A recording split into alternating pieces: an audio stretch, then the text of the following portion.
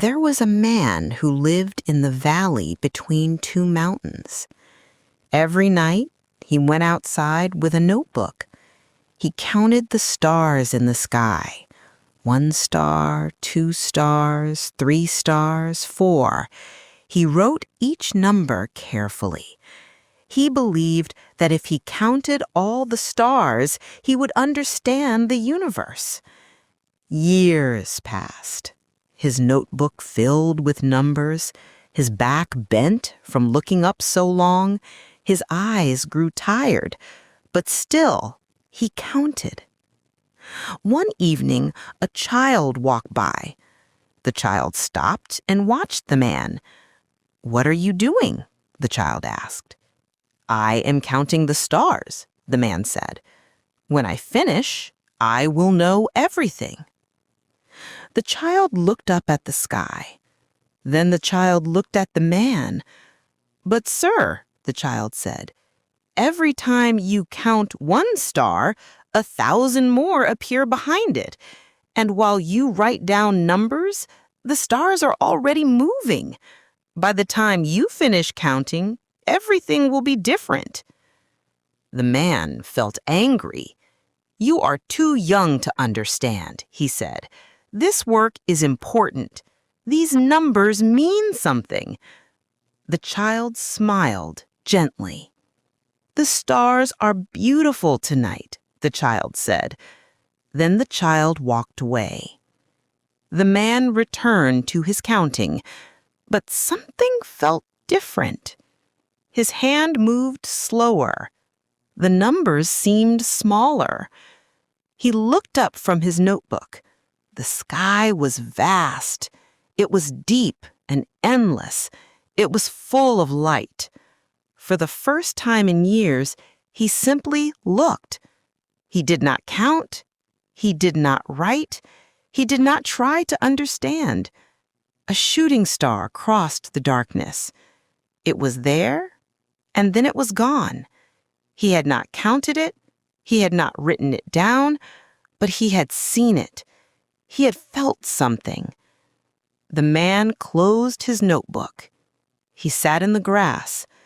The night air touched his face.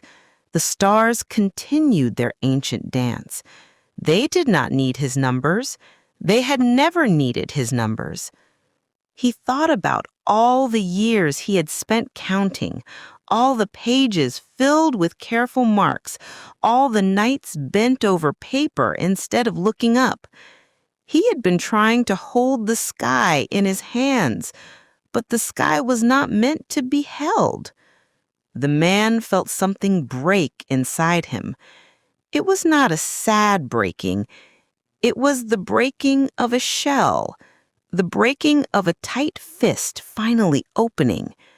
He remembered the child's words. "The stars are beautiful tonight." Such simple words, but they contained everything. Everything he had been searching for, everything his numbers could never capture. The man stood up. He left his notebook on the ground. He walked back to his house. His steps felt lighter. His eyes felt clear. The next morning, he woke early. He made tea. He sat by his window. He watched the sunrise. He did not measure it. He did not name it. He did not try to explain it. He simply let it be. And in that simple being, he found what all his counting had promised, but never delivered. A neighbor came by that day. "I heard you stopped counting stars. Did you finish? Did you finally understand the universe?" The man smiled. "No," he said. "I did not finish, and I did not understand, but I saw something. I saw that understanding was never the point." The neighbor looked confused.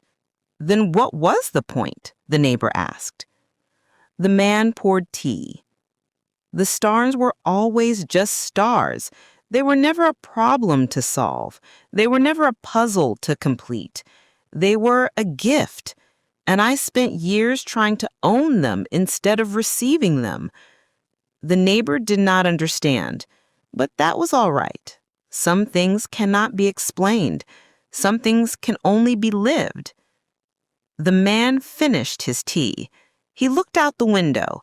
The day was bright. The world was full of ordinary miracles.